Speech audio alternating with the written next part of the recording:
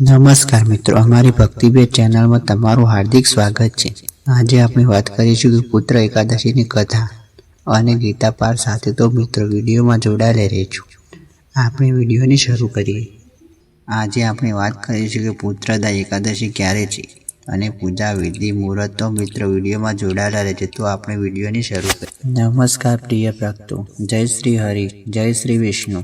મિત્રો આજે આપણે એક એવા પવિત્ર એકાદશી વિશે વાત કરવા જઈ રહ્યા છીએ જે માત્ર વ્રત નથી પરંતુ આશા, શ્રદ્ધા અને વિશ્વાસનું પ્રતીક છે। હા મિત્રો, આજે વાત છે પુત્રદા એકાદશી વિશે। ઘણા લોકોના મનમાં એક સવાલ જરૂર ઊભો થાય છે, પુત્રદા એકાદશી ક્યારે છે? 30 તારીખ કે 31 તારીખ? એટલે મિત્રો આ વિડીયોમાં અમે તમને સાચી તારીખ, શાસ્ત્ર મુજબનો નિયમ, ઉદય તિથિનું મહત્વ અને પુત્રદા એકાદશીની સંપૂર્ણ માહિતી સરળ ભાષામાં સમજાવવાના છીએ। મિત્રો એકાદશી માત્ર ઉપવાસ નથી, એકાદશી આત્મશ્રદ્ધાનો દિવસ છે। એકાદશીના દિવસે આહારથી વધારે વિચાર શુદ્ધ હોવો જોઈએ। શાસ્ત્રોમાં કહેવાયું છે કે જ્યારે મનુષ્ય શ્રદ્ધા અને ભક્તિથી ભગવાન વિષ્ણુનું સ્મરણ કરે છે ત્યારે ભગવાન પોતે જ ભક્તિથી દૂર કરે છે। પુત્રદા એકાદશીનું નામ સાંભળીને જ મનુષ્યના હૃદયમાંથી સંતાન સુખની આશા જાગૃત થાય છે। ઘણા એવા સંપત્તિઓ છે જેઓ સંતાનને સુખ માટે પ્રાર્થના કરતા હોય છે। ઘણા માતા પિતા પણ એવા છે કે તેઓ સંતાન તો છે પણ સંતાનનું સ્વચ્છ શિક્ષણ કે વર્તન એમને સતત ચિંતા આપે છે। મિત્રો શાસ્ત્રોમાં સ્પષ્ટ કહ્યું છે કે પો માસની પુત્રદા એકાદશી એવી તમામ ચિંતાઓ દૂર કરનારી છે। આ એકાદશી ભગવાન શ્રી વિષ્ણુને અતિ પ્રિય છે। એટલા માટે જે ભક્ત આ દિવસે વિષ્ણુજીની પૂજા કરે, તુલસીને અર્ચન કરે, નામને સ્મરણ કરે અને ઉપવાસ કરે છે તેને વિશેષ ફળ મળે છે। પરંતુ મિત્રો અહીં એક મહત્વની વાત સમજાવી છે। ઘણા લોકો ફક્ત વ્રત રાખી એટલાથી ફળની મળવાની અપેક્ષા રાખે છે, પરંતુ વ્રત સાથે ભાવના હોવી જરૂરી છે। ભાવ વગરની પૂજા દીવા વગરનું મંદિર જેવી છે। પુત્રદા એકાદશી એ ભગવાન સાથે સંવાદ ન કરવાનો દિવસ છે। આ દિવસે જો તમે દિલથી ભગવાનને કહો કે હે પ્રભુ, મને જે આપો એ મારા હિતમાં હોય, તો ભગવાન ક્યારેય નિરાશ કરતા નથી। મિત્રો આ વિડીયોમાં આગળ આપણે જાણીશું કે પુત્રદા એકાદશીની સાચી તારીખ કઈ છે। શા માટે લોકો 30 કે 31 તારીખ વચ્ચે ગૂંચવણ છે? વ્રત કેવી રીતે રાખવું? પુત્રદા એકાદશીની પૌરાણિક કથા અને આ વ્રત કરવાથી મળતું અલૌકિક ફળ। એટલે કે વિનંતી છે કે વિડીયો આખો અંત સુધી જરૂર જોઈજો, કારણ કે શાયદ આ માહિતી કોઈના જીવનમાં નવો આશાનો દીવો પ્રગટાવી શકે છે। જો તમને આવા ધાર્મિક અને શાસ્ત્રોના વિડીયો ગમતા હોય તો વિડીયોને લાઇક કરો, ચેનલ પર નવા હોય તો સબસ્ક્રાઈબ કરો। ચાલો મિત્રો આ પવિત્ર યાત્રાની શરૂ કરીએ। પુત્ર એકાદશી ક્યારે છે? મિત્રો એકાદશીની તિથિ શરૂ થાય છે 30 ડિસેમ્બર 2025ની સવારે। એકાદશીની તિથિ પૂર્ણ થાય છે 31 ડિસેમ્બર 2025ની સવારે। પરંતુ શાસ્ત્ર મુજબ ઉદય તિથિની માન્ય હોય છે, અથવા જે દિવસે સૂર્યોદય સમયે એકાદશી તિથિ હોય છે એ જ દિવસે વ્રત રાખવામાં આવે છે। એટલે કે 30 ડિસેમ્બર 2025ને સૂર્યોદયના સમયે એકાદશી તિથિ હોવાથી પુત્ર એકાદશી 30 ડિસેમ્બરના તારીખે જ રાખવી છે। મિત્રો પુત્રદા એકાદશી માત્ર એક ઉપવાસ નથી, પરંતુ એક શ્રદ્ધા, સંયમ અને ભક્તિનો પવિત્ર દિવસ છે। ઘણા લોકો પૂછે છે વ્રત તો રાખીએ છીએ પણ સાચી વિધિ શું છે? ભગવાન પ્રસન્ન થાય એવી રીતે વ્રત કેવી રીતે રાખવું? આજે આપણે આ વાત સરળ અને શાસ્ત્ર મુજબ સમજાવવા જઈ રહ્યા છીએ। મિત્રો એકાદશી વ્રતની શરૂઆત સવારથી જ થવી જોઈએ। બ્રહ્મ ઉઠવું બહુ શુભ માનવામાં આવે છે। સ્નાન કરીને શુદ્ધ અને વસ્ત્ર ધારણ કરો। શક્ય હોય તો પીળા અથવા સફેદ વસ્ત્ર પહેરો, કારણ કે આ રંગ ભગવાન વિષ્ણુને પ્રિય છે। પછી ઘરમાં, મંદિરમાં અથવા પૂજા સ્નાન સાફ કરીને દીવો પ્રગટાવો। મિત્રો વ્રત સંકલ્પ વગર અધૂરું માનવામાં આવે છે। હાથમાં થોડું જળ લઈને હૃદયપૂર્વક કહો, હે શ્રી વિષ્ણુ ભગવાન, હું પુત્ર એકાદશીનું વ્રત શ્રદ્ધા અને ભક્તિથી કરું છું। મારા પરિવાર કૃપા રાખજો અને મને સદબુદ્ધિ આપજો। સંતાન સુખ, આરોગ્ય અને શાંતિ માટે પ્રાર્થના કરી શકાય છે। સંકલ્પ પછી ભગવાન વિષ્ણુની પૂજા કરો। પૂજા માટે તુલસીનું પત્ર લાવો, પીળા ફૂલ, ધૂપ, દીપો કરો। ફળ ભગવાન વિષ્ણુને તુલસીને અર્પણ કરવાથી ખૂબ જ મહત્વની છે। પછી મંત્રનો જાપ કરો। ઓમ નમો ભગવતે વાસુદેવાય 108 વાર જાપ કરો છો તો મનને શાંત થશે અને પૂજાનું ફળ વધશે। શક્ય હોય તો વિષ્ણુ સહસ્ત્ર નામ અથવા ગીતા પાઠ પણ કરી શકાય છે। મિત્રો, એકાદશી વ્રતમાં શરીર કરતાં મન અને વિચારવાને શુદ્ધ રાખવી વધુ જરૂરી છે. જે લોકો શક્તિશાળી હોય તેઓ નિર્જળ ઉપવાસ રાખી શકે છે. ફળહાર, દૂધ, સાદું પાણી લઈ શકે છે. અનાજ ન ખાવું, ડુંગળી, લસણ ટાળવું, ખોટી વાત, ગુસ્સો અને નકારાત્મક વિચારો ટાળવો, કારણ કે એકાદશી વ્રત ઇન્દ્રો પર નિયંત્રણ રાખે છે. મિત્રો, પુત્રદા એકાદશીની રાત્રે ખૂબ જ પવિત્ર માનવામાં આવે છે. શક્ય હોય તો રાત્રે જાગરણ કરો. ભજન, કથા, નામ સ્મરણ, વિષ્ણુ ભગવાનનો જાપ, આ રીતે રાત્રિ પસાર કરવાથી ભગવાન ખૂબ જ પ્રસન્ન થાય છે. આગલા દિવસે દ્વાદશીના દિવસે સવારે શુભ સમયમાં વ્રત તોડવું એટલે કે પારણું કરવું.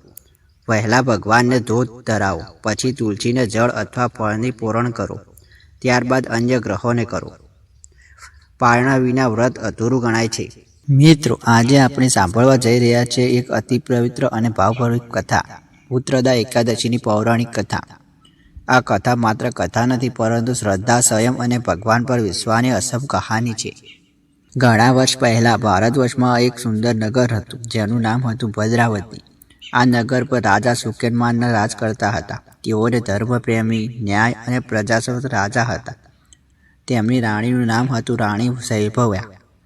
રાજા રાણી પાસે સંપત્તિ, વૈભવ, યશ બધું હતું, પણ એક મોટું દુઃખ હતું. તેમનું કોઈ સંતાન ન હતું. મિત્રો, સંતાન ન હોવાનું દુઃખ માતા પિતાના હૃદયને અંદરથી ખાઈ જાય છે. રાજા અને રાણા ઘણી વર્ષ સુધી યશ, દાન, પૂજા અને તપ કરતા રહ્યા, પણ સંતાનનું સુખ મળતું ન હતું. રાણી શૈલભ્યા ઘણીવાર કહેતી, રાજન, સિંહાસન તો છે, પણ તેને આગળ વધારનારું કોઈ નથી. આ વાત સાંભળીને રાજા સુકેનમાન અંદરથી ખૂબ જ દુઃખી થયા. એક દિવસ રાજા દુઃખી મનથી વનમાં ગયા. ત્યાં તેમને મળ્યા મહર્ષિ લોમશ્ય, જ્ઞાન અને તપસ્યાના મહાન ઋષિ. રાજાએ ઋષિને પ્રમાણ કર્યા, પોતે સમગ્ર વ્યર્થ વ્યથા કહી. રાજાએ કહ્યું, હે મશલ, બધું હોવા છતાં મારે સંતાન નથી, મને ઉપાય બતાવો. મહર્ષિ લોમશ્યને ધ્યાનમાં જઈને રાજાને કહ્યું, હે રાજન, તમારા પૂર્વજન્મમાં એક કર્મના કારણે આ જન્મમાં તમને સંતાનનું સુખ નથી. રાજા ડરી ગયા, પણ મહર્ષિએ આગળ કહ્યું, ચિંતા ન કરો. જો તમે પોષ માસની શુક્લ પક્ષની એકાદશી, અનાથ એટલે કે પુત્ર એકાદશીનું વ્રત શ્રદ્ધા અને નિયમથી કરશો તો ભગવાન શ્રી વિષ્ણુ પસંદ થશે. મહર્ષિએ વિધિની વ્રત અને મહિમા વિગતે સમજાવ્યું. રાજન સુકેતુમાન અને રાણી સૈભવ્યા નગર પર ફર્યા. પોષ માસની પુત્રદા એકાદશીના દિવસે બંને ઉપવાસ કર્યા, તુલસી સાથે વિષ્ણુની પૂજા કરી, રાત્રે જાગરણ કર્યું, નામનું સ્મરણ અને ભજન કર્યા. તેમને મનમાં પૂર્ણ ભક્તિથી ભરેલું હતું. ભગવાન શ્રી વિષ્ણુ તેમની ભક્તિથી અતિ પ્રસન્ન થયા.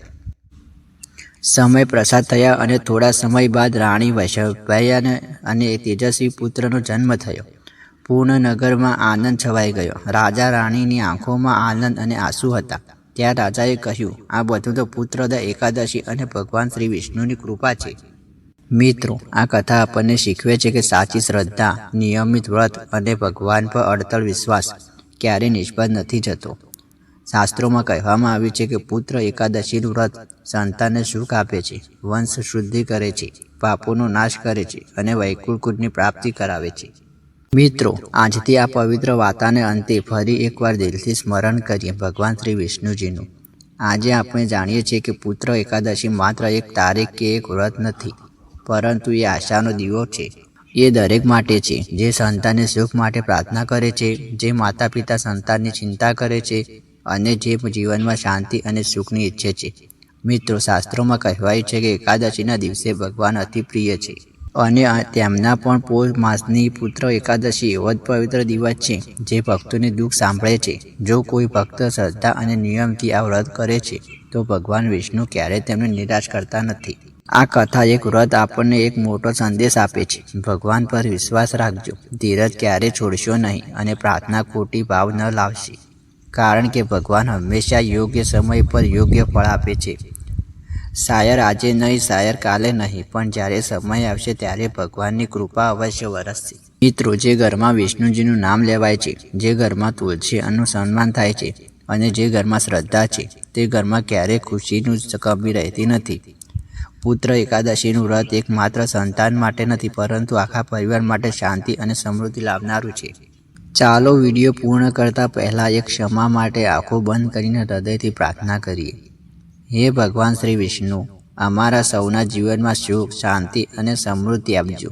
જેના ઘરમાં સંતાન સુખ નથી તે આશાનો દીવો પ્રગટાવજો, અને જે સંતાન છે તેમને સદબુદ્ધિ અને સંવાર્ગનો માર્ગ બતાવજો.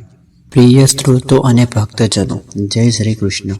આજે આપણે જે અધ્યાય પર વિચાર કરવા જઈ રહ્યા છીએ તે એક માત્ર અધ્યાય નથી, પરંતુ ભગવાન ઓળખવાની એક દિવ્ય દ્રષ્ટિ છે. શ્રીમદ ભગવદ્ ગીતાને માનવ જીવનનો મહાન ગ્રંથ છે, જે જીવનમાં દરેક પ્રશ્નનો ઉત્તર આપે છે. જીવનમાં દુઃખ કેમ આવે છે, કર્મનું શું છે, ભક્તિ શું છે અને ભગવાન કોણ છે, આ બધા પ્રશ્નોના ઉત્તર ગીતામાં આપણને આપે છે. ગીતાના કુલ 18 અધ્યાયોમાં 10મો અધ્યાય એક એવો અધ્યાય છે કે જ્યાં ભગવાન શ્રી કૃષ્ણ પોતપોતાની ઓળખાણ આપવાનું શરૂ કરે છે. પ્રિય મિત્રો, ગીતાના પહેલા અધ્યાયમાં આપણે જાણ્યું કે અર્જુન યુદ્ધભૂમિ પર મોહ, ભય અને શોકમાં ફસાઈ જાય છે.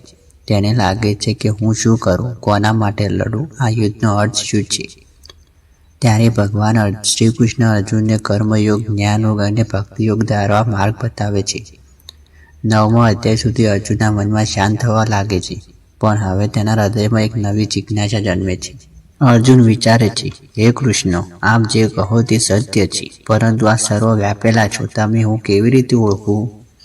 અર્જુન ભગવાનને ઓળખવા માંગે છે, માત્ર શબ્દોથી નહીં પરંતુ અનુભવથી. અને અહીંથી શરૂ થાય છે વિભૂષણ યોગ. પ્રિય ભક્તજનો, વિભૂષણ શબ્દનો અર્થ છે અસાધારણ શક્તિ, દિવ્ય મહિમા અને અલૌકિક વૈભવ. આ અધ્યાયમાં ભગવાન શ્રી કૃષ્ણ કહે છે કે હું આ જગતમાં ક્યાં છું, હું કેવી રીતે દરેક વસ્તુમાં પ્રગટ થાઉં છું. ભગવાન અહીં કોઈ દર્શન કરાવતા નથી, પરંતુ સમજણ આપે છે. ભગવાન કહે છે, હે અર્જુન, આ સૃષ્ટિમાં જે કંઈ શ્રેષ્ઠ, સુંદર, શક્તિશાળી અને તેજસ્વી છે એ બધું મારી જ વિભૂતિ છે. જ્યારે તમે સૂર્યની તેજસ્વીતા જુઓ, જ્યારે ગંગાનો પ્રવાસમાં પવિત્ર અનુભવો, જ્યારે સિંહના સાહસ જુઓ, ત્યારે એમાં ભગવાનને ઓળખો. પ્રિય મિત્રો, આ અધ્યાય આપણને મંદિરમાંથી બહાર લાવે છે અને સમગ્ર જગતને મંદિર બતાવે છે. દરેક વૃક્ષમાં ભગવાન છે, દરેક જીવમાં ભગવાન છે અને દરેક સારા ગુણમાં ભગવાન છે. જો આપણે આ અધ્યાયને સાચા જીવન જીએ તો જીવનમાં કોઈ વસ્તુ સામાન્ય લાગશે નહીં. આ વિભૂષિત યોગ આપણને શીખવે છે કે ભગવાન દૂર નથી, ભગવાન આપણાથી અલગ નથી, પરંતુ ભગવાન દરેક ક્ષણમાં આપણા સાથે છે. જ્યાં શ્રદ્ધા છે, જ્યાં સત્ય છે, જ્યાં કરુણા છે, ત્યારે ભગવાન છે. પ્રિય શ્રોતાઓ, આજથી જ્યારે પણ તમે કંઈ શ્રેષ્ઠ જુઓ ત્યારે મનમાં એક જ ભાવ રાખજો, આ ભગવાનની ઝલક છે. આ ભાવ આપણને અહંકારથી દૂર રાખે છે અને ભક્તિ તરફ લઈ જાય છે. ચાલો મિત્રો, હવે આપણે ભગવાન શ્રી કૃષ્ણની આ દિવ્ય વિભૂતિઓ અને એક રીતે સમજીએ. આ વિભૂતિઓ યોગ દ્વારા ભગવાનને ઓળખાવાનો, જીવનને સમજાવવાનો અને આત્મા જગાડવાનો પ્રયાસ કરે છે. આજે આપણે શ્રીમદ ભગવદ્ ગીતાના 10મો અધ્યાય એટલે કે વિભૂષણ યોગની અદ્ભુત વાર્તા, કથા, પ્રેરણા અને જીવન બદલાવનાર સંદેશ વિશે જાણીશું. આ અધ્યાયને શ્રી કૃષ્ણ પોતાનું દિવ્ય સ્વરૂપ એટલે કે પોતાના વિભૂષિતો અને દિવ્ય શક્તિઓનો પ્રકટ કરે છે. આ અધ્યાયનો વિદ્યુત યોગ એટલે કે દૈવી વૈષ્ણવનો યોગ પણ કહેવામાં આવે છે. ચાલો તો ભાવપૂર્વક શરૂ કરીએ. અધ્યાયની શરૂઆત ભગવાનના દિવ્ય ઉપદેશથી થઈ છે. અર્જુન મહાભારતના યુદ્ધભૂમિ પર ઊભો છે. જીવનના સૌથી મુશ્કેલી નિર્ણય સામે છે. તેને શંકા છે, ગભરાયેલો છે. ત્યારે શ્રી કૃષ્ણ હસતા કહે છે, હે અર્જુન, હવે હું તમને મારું દિવ્ય જ્ઞાન કહું છું. જે આ જ્ઞાન જાણે છે તેને સર્વ મુક્ત થાય છે. ભગવાન કહે છે, મારો જન્મ છે નહીં, હું અવિનાશ છું. દેવો અને ઋષિ પણ મારા ઉત્પન્ન જાણતા, હું એ સર્વ કારણ છું. આ શબ્દ અર્જુન હૃદયમાં પ્રકાશ પાથરે છે. ભગવાન શ્રી કૃષ્ણ જણાવે છે કે વિશ્વમાં જે કંઈ શ્રેષ્ઠ છે, તેજસ્વી છે, શક્તિશાળી છે, એ બધું મારું સ્વરૂપ છે. શ્રી કૃષ્ણના મુખ્ય વિભૂષણો સરળ ભાષામાં છે. દેવો એટલે કે ઇન્દ્ર હું છું. દેવોના રાજા શક્તિ પ્રિય એટલે કે ઇન્દ્ર. રુદ્રોમાં એટલે કે શંકરમાં હું છું. ત્રિલોકનાથ, કરુણામય, સહંકાર, કરુણા અને બંને સ્વામી. આદિત્યમાં એટલે કે વિષ્ણુમાં હું છું. ગ્રહોમાં એટલે કે સૂર્યમાં હું છું. પ્રકાશ, ઉર્જા, જીવન, સૂર્યમય ભગવાનનું સ્વરૂપ. વેદોમાં એટલે કે સામવેદમાં હું છું. પર્વતોમાં, હિમાલયમાં હું છું. શાંતિ, સ્થિરતા અને હિમાલયનો પર્વત. નદીઓમાં એટલે કે ગંગામાં હું છું. યોદ્ધાઓમાં એટલે કે પરશુરામ, અર્જુન, પરંતુ સર્વશ્રેષ્ઠ રામમાં હું છું. બધા જ જીવોમાં જીવન શક્તિ હું છું, સમયમાં હું છું, સમય શરૂ થતા અને અંતમાં આવતા, વિજ્ઞાન, તપ, જ્ઞાન, દય એમાં હું છું, ધર્મોમાં અહિંસામાં હું છું, પુરુષોમાં એટલે પુરુષોત્તમમાં હું છું. સંગીત, કલા, ચમત્કારિક ભગવાનની જ ભૂમિષ્યનો છે. ભગવાન કહે છે, હે અર્જુન, આ વિશ્વમાં જે કંઈ અશ્રિત છે, તેજસ્વી છે, મહાન છે, એ બધું મારી ઝલક છે. આટલું જ નહીં, ભગવાન કહે છે, ભગવાનને જોવા મંદિરે જવું પડે એવું નથી. જેમાં સત્ય, ન્યાય, પ્રેરણા, કરુણા, શક્તિ, બુદ્ધિ છે, તે ત્યાં ભગવાન દેખાય છે. અર્જુન પ્રભાવના વચનથી આશ્ચર્યચકિત થઈ જાય છે. તે નર્મદાથી પૂછે છે, હે પ્રભુ, તમે સર્વ કેવી રીતે વ્યાપેલા છો? તમારી ભૂમિતિ કેવી રીતે જાણું? ભગવાન મમતાથી જવાબ આપે છે, હે અર્જુન, જ્યારે તું મહાનતા, સૌંદર્ય, તેજ, શક્તિ, દયા ને જ્ઞાન જોશે, સમજી જજે કે એ બધું મારી ઝાંખી છે. આ અધ્યાય આપણને જીવનમાં અદ્ભુત રહસ્ય શીખવે છે. દરેકમાં ભગવાન છે. કોઈનું ઓછું, કોઈનું વધારે માનવાની જરૂર નથી. દરેક જીવમાં દેવસ્થિત છે. શ્રેષ્ઠતા એ ભગવાનનું સ્વરૂપ છે. જે જગ્યાએ ઉન્નતિ છે, જ્યાં પ્રેમ છે, જ્યાં સત્ય છે, ત્યાં ભગવાન છે. ભગવાન સર્વનું મૂળ કારણ છે. આ વિશ્વમાં જે કંઈ છે તે બધું દેવી યોજના મુજબ ચાલે છે. આપણું જીવનમાં પણ એક વિભૂતિ છે. જો આપણને ઈમાનદારી, પ્રેમ અને ધર્મની જીવીએ તો જીવનમાં એક પણ દિવ્ય યોગ બની જાય છે. 10મા અધ્યાયમાં ભગવાન પોતાના દિવ્ય વૈભવ બતાવે છે. આ અધ્યાયમાં કહે છે કે ભગવાન સર્વવ્યાપક છે. ધર્મ, જ્ઞાન અને શક્તિ ભગવાનની વિભૂતિ છે. મહાનતા જ્યાં છે ત્યાં ભગવાન છે. અર્જુન અંતમાં કહે છે, હે પ્રભુ, હું માનું છું કે સર્વવ્યાપી છો. મારા મનમાં કોઈ શંકા રહી નથી. મિત્રો, આજે આપણે શ્રીમદ ભગવદ્ ગીતાનો 10મો અધ્યાય વિભૂષિત યોગ વિશે સમજ્યા. આ અધ્યાયમાં આપણને એક ખૂબ જ ઊંડો, અત્યંત સુંદર અને જીવન બદલાવી દે એવો સંદેશ આપે છે. સર્વત્ર છે, દરેકમાં છે અને દરેક શ્રેષ્ઠ ગુણમાં છે. અહીં એમ સમજાવ્યું છે કે પ્રકૃતિ જે મહાન છે તે ભગવાનનું સ્વરૂપ છે. સૂર્યનો પ્રકાશ ભગવાનનો તેજ છે. ગંગાની પવિત્રતા ભગવાનની દયા છે. હિમાલયની સ્થિરતા ભગવાનનું વૈદ્ય છે. સિંહની શક્તિ ભગવાનનું બળ છે. અને સાચો અર્થ, દરેક જીવનમાં રહેલી પ્રેમની ભાવનાઓ એ પણ ભગવાનની વિભૂતિ છે.